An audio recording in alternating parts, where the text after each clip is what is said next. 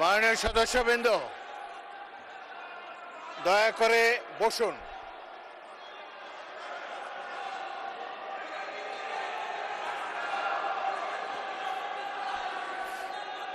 মাননীয় সদস্যবৃন্দ, বসুন বসুন বসুন প্লিজ।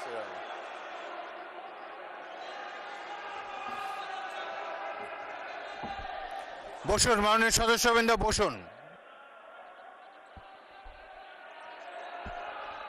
বসুন বসুন।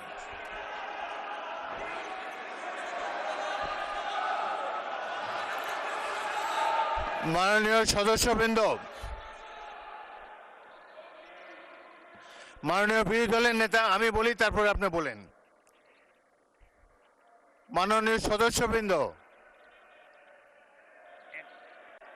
এটি আপনারা সবাই, মাননীয় সদস্য ফজলুর রহমান, আপনি বসেন, বসুন, আপনি বসুন, আপনার সুযোগ দেওয়া হবে বক্তব্য শেষ করার জন্য। মাননীয় সংসদ সদস্যবৃন্দ, সারা জাতি দেখছে, লাইভ টেলিকাস্ট হচ্ছে, সবাই আপনারা নির্বাচিত সদস্য, এখানে সবাই জনগণের ভোটে নির্বাচিত সদস্য। আমি প্রতিদিনই বলি যে রুলস অফ প্রসিডিওর বইটা একটু পড়েন। যদি এই সংসদ যদি বিধি মোতাবেক পরিচালিত না হয়, এটি আর জাতীয় সংসদ থাকবে না। অতীতে জাতীয় সংসদ সম্পর্কে অনেক তিক্ত অভিজ্ঞতা আছে। প্রথমে নজমুল হুদা তৎকালীন মাননীয় সদস্য একটা বক্তব্য করলেন, সদস্যরা ওয়াকআউট করে চলে গেলেন, আমরা ভাবলাম যে আধা ঘন্টা পরে ফিরে আসবে। ওই বয়কট 2 বছর চলেছে। সুতরাং সামান্য কারণে উত্তেজনা সৃষ্টি করা ঠিক নয়। প্রত্যেকেরই বাক স্বাধীনতা আছে। প্রত্যেক সদস্য এখন ইভেন 370 বিধিতে দলীয় হুইপ নেগলেক্ট করে, উপেক্ষা করেও ব্যক্তিগত মতামত এখন সবাই দিতে পারেন। এখানে প্রত্যেকেরই বাক স্বাধীনতা আছে। যদি কোনো সদস্য, সরকার দলের সদস্য আর বিরোধী দলের সদস্যের মত এক হবে, এমন তো হতে পারে না। এই জন্যই একটি সরকারি দল, একটি বিরোধী দল এখানে আছে, জনগণই এভাবে নির্ধারিত করে দিয়েছে। যদি সরকারি দলের কোনো সদস্য তার বক্তব্যে আপনাদের আপত্তি থাকে, আপনারা এরপরে তো plenty of time is there, আপনারা তার যুক্তি খণ্ডন করুন।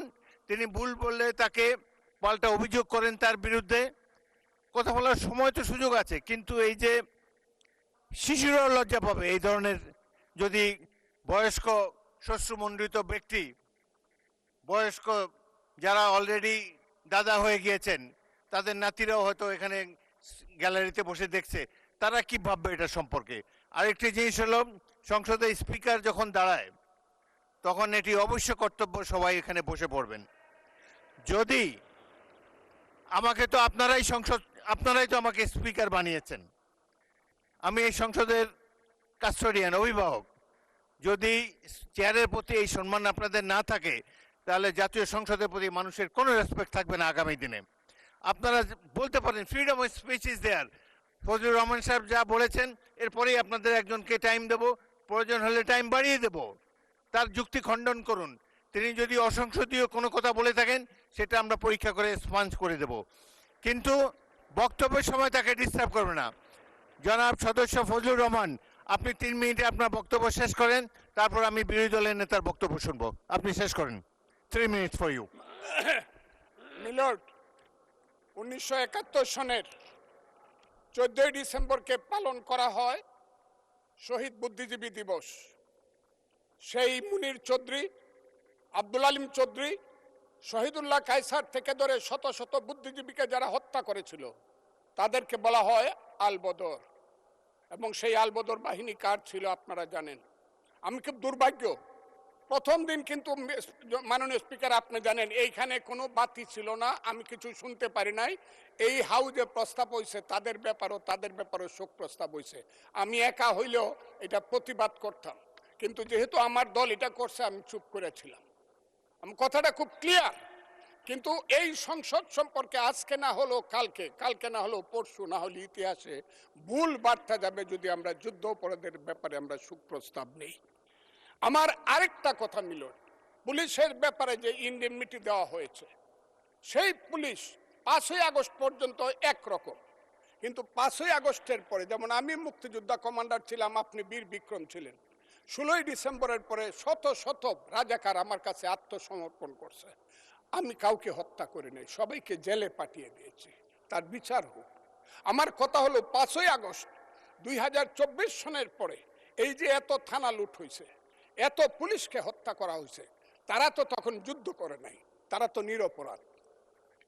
এত এত অস্ত্র গেল কোথায়? স্বরাষ্ট্রমন্ত্রী নিশ্চয়ই আমার নেতা, উনিও শুনছেন আমি কথাগুলো বলছি। 5ই আগস্টের পরে যে ঘটনাগুলো হয়েছে সেগুলো তো কোনো আইনে ইন্ডেমনিটি পাওয়ার কথা না। যদি 5ই আগস্টের পরে কোনো পুলিশ হত্যা হয়ে থাকে, থানা লুট হয়ে থাকে, অস্ত্র নিয়ে থাকে, সেটার জন্য তদন্ত হওয়া উচিত, দোষীদের বিচার হওয়া উচিত। আর 5ই আগস্টের আগে পুলিশ যা করেছে, তারা রাষ্ট্রীয় বাহিনী, তারা যদি অন্যায় করে থাকে, মরে গেছে, বিচার হোক। কিন্তু আমি মনে করি তারাও এই দেশের নাগরিক, পুলিশেরও মা বাবা আছে, তাদেরও সন্তান আছে, তাদের সন্তানও এতিম হয়েছে। রাষ্ট্র তাদের কাছে গিয়ে বলা উচিত, তোমার সন্তান যেভাবেই নিহত হয়ে থাক, আমরা তোমাদেরকে দেখব। আমার পুলিশের এই আইনটার ব্যাপারে হলো আমার এই কথা। আমি আজকে এই হাউজে দাঁড়িয়ে সর্বশেষ কথাটি বলবো। সর্বশেষ কথাটি হলো, আমার মাননীয় প্রধানমন্ত্রী, আমি যাকে ভীষণ শ্রদ্ধা করি, দেশকে উনি চালাতে পারবে না আমি জানি। দিনের পর দিন, মাসের পর মাস, যতই বাহিরে বাহিরে চক্রান্ত হোক, ভিতরে কিন্তু যতই ভালো মানুষ দেখাক, যতই এখানে বিএনপির বিরুদ্ধে দাঁড়াবার চেষ্টা করুক, এটা হবে না। কিন্তু আমার নেতা, সংসদ নেতা কিন্তু অনেক মহান কাজ করেছে। 78 জনকে 222 জনের সমান সমান ভাগ দেয়া কমিটি করেছে। আমি আমার নেতাকে বলবো, শেষ করেন মাননীয় সদস্য, শেষ করেন। তার মা কিন্তু একসাথে দুধ খাইছে, কিন্তু সিরাজউদ্দৌলা আর মোহাম্মদী বেগ কিন্তু এক না। মোহাম্মদী বেগ কিন্তু সিরাজউদ্দৌলাকে হত্যা করেছিল। এই কথাটি বলেই আপনাকে ধন্যবাদ জানিয়ে আমার বক্তব্য শেষ। মাননীয় বিরোধী দলের নেতা, আপনি কিছু বলবেন?